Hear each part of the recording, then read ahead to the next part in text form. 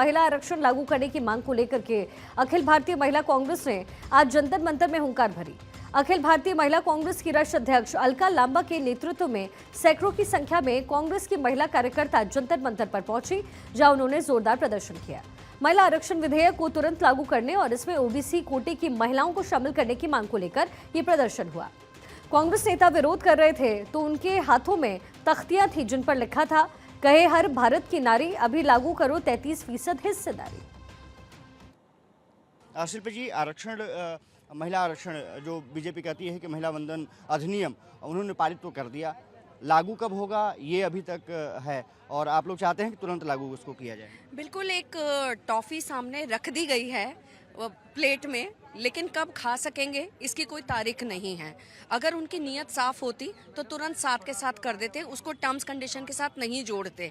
इसका 50% काम सोनिया जी के टेन्योर में हो चुका था जब वो पास हुआ, लोकसभा में पास हुआ और राज्यसभा में वो पुटअप नहीं हो पाया, प्रेजेंट नहीं हो पाया, बिकॉज जब 100% बहुमत से पास हो गया ये बिल तो देरी किस बात की है मुझे समझ में नहीं आता।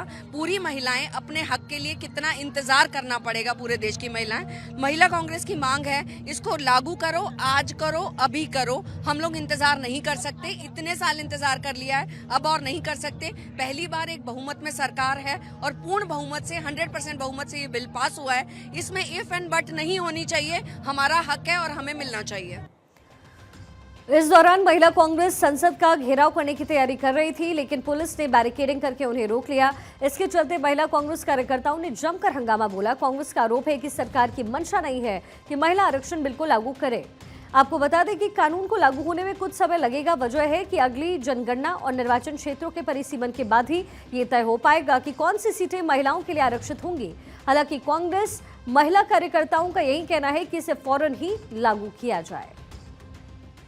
लेकिन सबसे बड़ी बात तो यही है ना कि बीजेपी कहती रही है कि उन्होंने ये अधिनियम लाया, अब कांग्रेस इस पर राजनीति सिर्फ कर रही है। नहीं, जब हम लोग सत्ता में थे, बहुमत ना होने के बावजूद भी इसको पारित किया गया, लोकसभा में पारित किया गया। राज्यसभा में उस समय में कहा गया कि अभी मत करिए, क्योंकि वहां आपको पता होगा मार्शल का इस्तेमाल हुआ था उसको पास करने के लिए और लोगों को करा गया। तो सुषमा जी ने ये बात रखी थी कि मार्शल जो है ये इस्तेमाल नहीं होगा राज्यसभा में।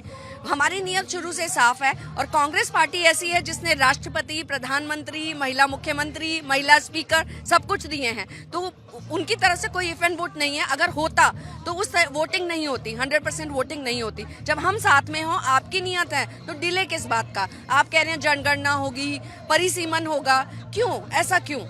जब जितनी है उतने में तो लागू करो, परिसीमन होता रहेगा। जब सीटें बढ़ेंगी तो ठीक है, पुरुष पक्ष को भी आप खुश कर लीजिएगा, लेकिन जब तक नहीं हो रहा तब तक जो एग्जिस्टिंग है उसमें तो कर ही देना चाहिए ना। लोकसभा और राज्य विधानसभाओं में महिलाओं के लिए आरक्षण 15 साल तक चलेगा, जिसे बाद में संसद इसे और बढ़ा सकती है।